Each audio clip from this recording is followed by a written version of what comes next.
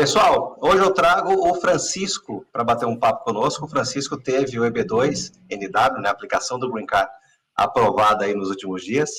E rapidamente, antes de passar a palavra para o Francisco, eu quero fazer um apanhado geral aqui, um pouco do background do Francisco, tá? Para você que deve estar se perguntando, poxa, né, acabou de conseguir um Green Card, né, pelo Exceptional Ability, EB2NW, vamos falar um pouco do currículo dele. Então, graduação na área de TI, tem pós em engenharia de software e mestrado em engenharia elétrica. A grosso modo, essa é a formação, né, as formações do Francisco. Francisco, primeiramente eu quero agradecer a tua participação aqui. Queria que você se introduzisse aí, enfim, se apresentasse para o nosso público. Então, eu já estou assim há um bom tempo ali na área de desenvolvimento de software, né? Então eu trabalho como engenheiro de software, sênior, muitos anos ali trabalhando com desenvolvimento de software, né? E assim, a minha expertise sempre foi ali na área de TI, né? Fiz ali a pós-graduação, mestrado para complementar, né, a formação acadêmica, porque é sempre bom, né? Mas ali eu sempre trabalhei em empresas. A maioria delas eram assim, multinacionais, né, algumas europeias, e a grande maioria, né, empresas americanas, né, que tem escritório no Brasil, mas sempre ali na área de desenvolvimento de software, né, então expertise seria bem essa mesmo, desenvolvimento de software, né, Muito legal, até um ponto, você puxou um ponto importante, porque por mais, pessoal, que eu citei para vocês agora, a graduação dele em TI, aí após ele já fez engenharia de software, e o mestrado em engenharia elétrica, né, fugiu um pouquinho ali, mas o case dele aqui na Edfoil, o nosso departamento jurídico, o defendeu como desenvolvedor de sistemas. Então, no final das contas, é o que você faz com maestria, né, Francisco? Isso. Na verdade, eu fui meio que levado ali pelo mestrado de engenharia elétrica, porque na época, quando eu trabalhava, né, a empresa ela dispensava, né, algumas horas para você estar fazendo um mestrado. Então teria que ser especificamente ali numa área, né? Então não poderia ser de repente numa outra coisa, né? Mas assim, a experiência profissional realmente sempre voltada para essa parte de desenvolvimento de software, né? Desenvolvimento de aplicações, né? E programação, né? Sempre trabalhei com isso, né? E o que eu gosto de fazer e o que eu tenho expertise, né? Muito bom. Vou complementar a informação, pessoal. A petição do Francisco foi feita pelo Brasil, né, entre aspas, é um processo consular. Não teve RFE, não teve Request for Evidence, e chegamos à aprovação após 11 meses. Então, aí dados que eu sei que vocês gostam de analisar, para quem já está em processo de B2NW, para quem está pensando em entrar, é mais ou menos essa média. A gente pode dizer que 70%, 80% das petições de B2NW, ao menos aqui na Edfoil, elas levam em média um ano para aprovação. É claro que tem aqueles extremos, né? Vou até passar o nosso recorde aqui na Edfoil, foi uma aprovação em 5 meses e 23 dias, mas eu tenho que ser franco, viu, Francisco, e dizer que isso foi, assim, é uma exceção, não é normal, a média é um ano. Como temos a exceção também no outro extremo, que casos que chegam a levar até 2 anos, mas 70%, 80% dos casos estão ali dentro de uma janela de um ano, como foi o teu caso, Francisco. Conta um pouco, Francisco, eu sei que você já morou fora do Brasil, atualmente você está no Brasil, mas você já trabalhou fora, se não me engano, na Irlanda, e fala um pouco desse desejo de vir para cá, para os Estados Unidos, e também, se você quiser entrar nessa particularidade, como é que foi o teu trabalho conosco, né? Como que foi porque são muitos documentos, né? É importante a gente deixar isso claro. Como é que foi aí o manuseio de tantos documentos com a equipe da Edfoil? Você quer passar um pouco para o pessoal? Sim. Olha, então, a gente morou, né, e minha família, né, minha esposa e minha filha, a gente morou na Irlanda, né, por 3 anos e meio, e foi justamente por isso, né, porque lá na região de Dublin, essa área de TI era muito forte, né, realmente tem muitos brasileiros trabalhando lá, né. No caso, como a gente já tinha o passaporte europeu, então a gente tinha um livre acesso para entrar, né? Então também ajudou bastante. E chegando lá, assim, a Irlanda é um país maravilhoso, Dublin, um lugar muito interessante. Tem aqueles problemas do clima, né? Todo mundo sabe, né? Para a gente é bem difícil adaptar na questão do clima. É outro mundo, né? O clima lá deles. Mas assim, essa área de TI é muito forte, tem muitos brasileiros, e a intenção era essa, né, de estar trabalhando no mercado fora do Brasil, Não que eu achei que o mercado brasileiro estava pequeno para mim, né? Foi um pouco disso também, e também por querer ter uma oportunidade no exterior, num país de língua inglesa, né? Então era o requisito, né? Que fosse um país de língua inglesa, né? Então eu pensava em ir para a Europa, né? Mas não queria estar indo para um lugar que tivesse que aprender uma outra língua que não inglês, né? Claro. Francês, então, espanhol? Não, o alemão era uma coisa assim impossível, né? Então, se a gente foi, porque eu tinha, tanto eu quanto minha esposa e minha filha, temos, né, o passaporte europeu, então liberdade de morar e trabalhar. A maioria dos brasileiros que vão, eles não têm, então eles vão com visto de trabalho, né? Exato. Exato. E aí, assim, a comparação a gente faz muito lá, porque o salário deles é bem menor, eles têm que ficar, acho que 2 anos trabalhando na mesma empresa, né? Para depois pegar um outro tipo de visto, para eles poderem mudar. Então, eram situações que assim, eu não queria passar, né? Porque falei, de repente eu vou ficar esse 1 ano, né? Trabalhando numa empresa, né? Então eu queria ir para os Estados Unidos com uma coisa assim, igual um passaporte europeu, né? Que seria um green card, né? Sim, então, realmente, eu nunca apliquei para esse visto H1B, porque eu achava que você ia ficar muito à mercê do empregador, né? Então, de repente, ele quer que você trabalhe altas horas, né? Não era uma coisa que eu queria, né? Então, eu falei assim... É um risco. Exato, é um risco. Então, o que eu queria era alguma coisa similar que eu fui para a Irlanda, né? Muito então, bom. mas nessa época que eu te falei, no decorrer da minha vida, até janeiro de 2020, eu achava que green card não era uma coisa plausível, eu achava que não tinha como conseguir, eu achava que era impossível, que a não ser que fosse por uma questão de casamento e tal, não teria como você conseguir um green card. Então, nunca Ainda mais sem um sponsor, né? Sem sponsor, Então, eu achava que era uma coisa impossível, então eu nunca nem tentei, né? Aí, de dezembro de 2009 a dezembro de 2020, minha esposa, ela viu alguma coisa sobre o visto EB2NW, né? Acho que ela seguiu uma pessoa que parece que conseguiu o visto. Aí a gente começou a procurar, né, pesquisar, vimos alguns escritórios, né, pelo YouTube, né, alguns escritórios, e aí foi aí que encontramos a D4U, né, vimos seus vídeos e tal.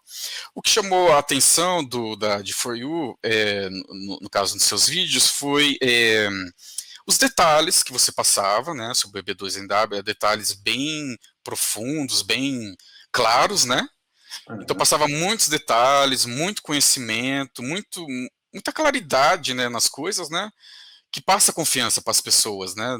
Eles são bons, eles sabem o que fazem, é um escritório bom, né? Então, né, foi realmente pelos seus vistos, pelos seus vídeos, né, do YouTube que a gente passou a buscar mais informação, né? Mas aí a gente conversou, viu, né? Falou, não, vamos tentar fazer com eles, porque a gente percebe que a expertise que eles têm no EB2NW é bem maior, né, que os outros, né? Então, e eles passam muito confiança pela seriedade, por serem pela seriedade, pelo conhecimento, por serem pessoas. Assim, a gente vê né, da empresa, pessoas transparentes, exato. E vocês passam muita honestidade ali, né? Para ser pessoas muito boas de honestidade, né? Então a gente tem bastante experiência para ver, né, o que é, o que não é, né? Então a gente pegou bastante confiança e foi fazer o processo. E aí a gente passou, né, para a parte de contrato, para a parte de elaboração de documentação, né?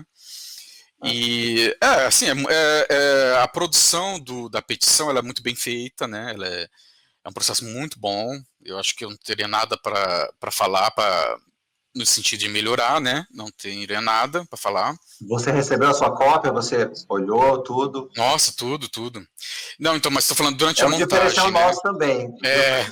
Não, o dia que eu recebi, foi bem no comecinho da pandemia, né? Que ela me passou, né?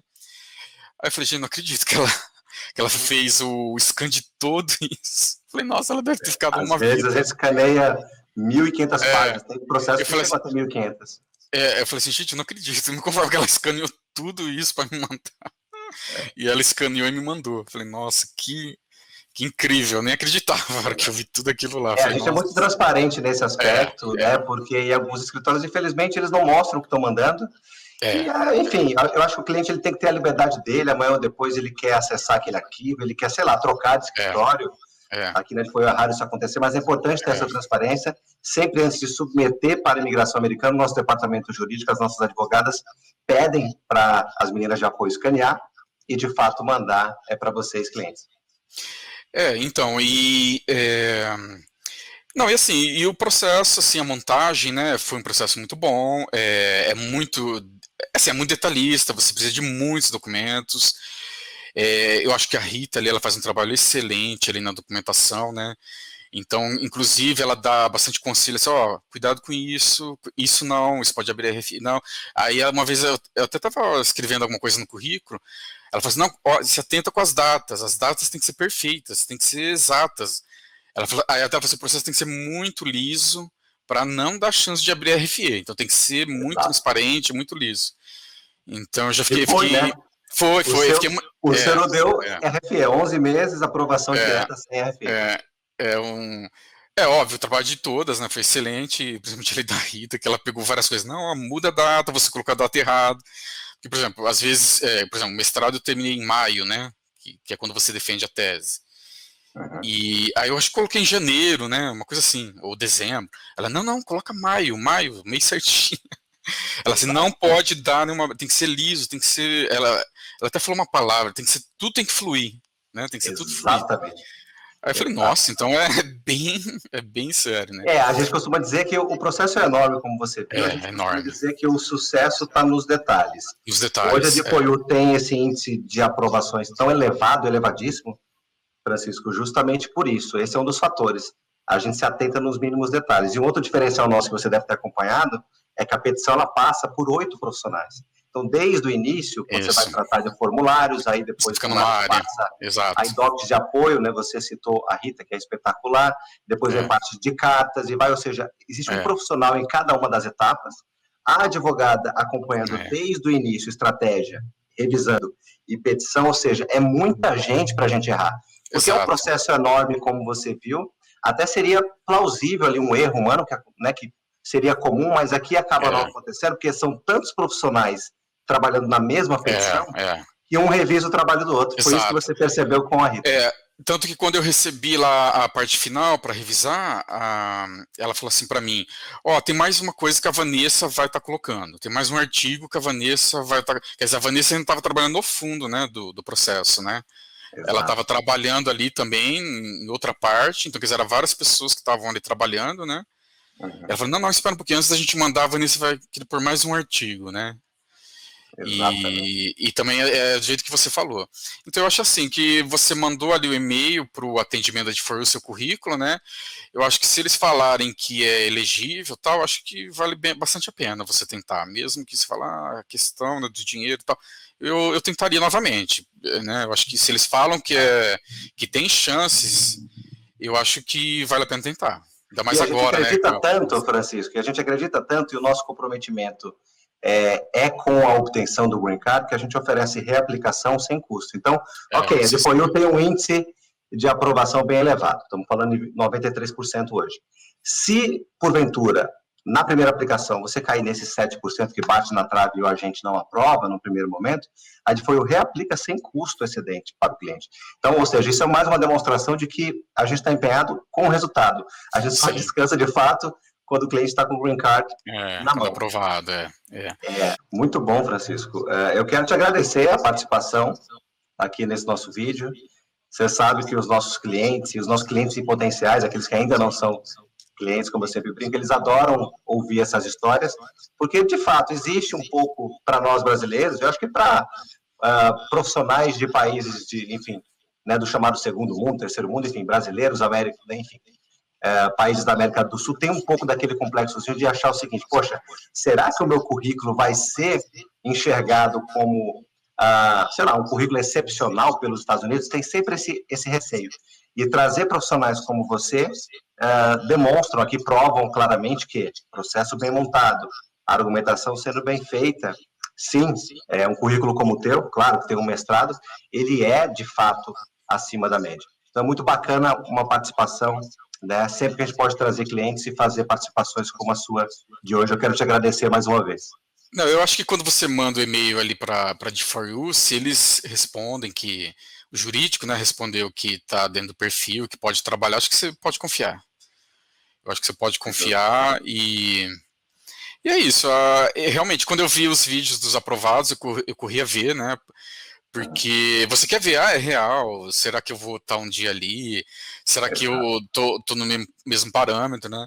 Mas a gente vê que aqui no Brasil tem muita gente boa, assim, que tem muito potencial para aplicar. Então, acho que está bem dentro do que... não que eu seria, né, só mais um, né? Mas eu acho que tá bem dentro ali, né? Muita gente boa, muita gente com Você tem muitos anos de potencial, experiência, Francisco. Você perfil, tem um mestrado. Eu vou até fazer um adendo aqui, porque quem já acompanhou o nosso trabalho sabe, e quem não acompanha, eu vou fazer o convite. Tem uma playlist no nosso canal do YouTube só com green cards aprovados, só com entrevistas como essa que a gente está fazendo aqui. E vocês vão ver vários e vários casos de profissionais que não têm pós-graduação, como o Francisco tem, que não têm um mestrado, como o Francisco tem, e conseguiram. Aliás, temos um caso mais recente que nem o bacharelado esse nosso cliente tinha. Ele tinha apenas um tecnólogo. Então, é importante dizer que não é apenas um currículo como o do Francisco. Né?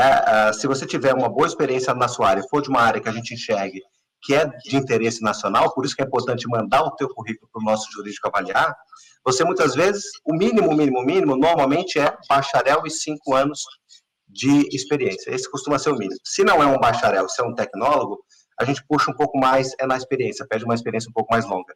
Mas a partir daí, já é algo real, palpável. Então, não fique na dúvida, a Adfoil não cobra para avaliar currículo, pode mandar o currículo, as nossas advogadas, né, o nosso departamento jurídico vai avaliar, e eu acho que é importante frisar isso, né, Francisco? Eu acho que é bem isso. Você mandou lá o seu currículo lá no e-mail, você recebeu uma resposta que está dentro do perfil, eles conseguem ver uma petição para você. Eu tentaria, eu acho que vai dar certo. Legal. Francisco, quero te agradecer mais uma vez a participação, a tua simpatia em trazer todas essas informações aí para o nosso público. Pessoal, esse foi o Francisco. Agradeço a presença de vocês aqui também. A gente vai ficando por aqui. Um abraço. Até mais. Um abraço. Tchau, tchau.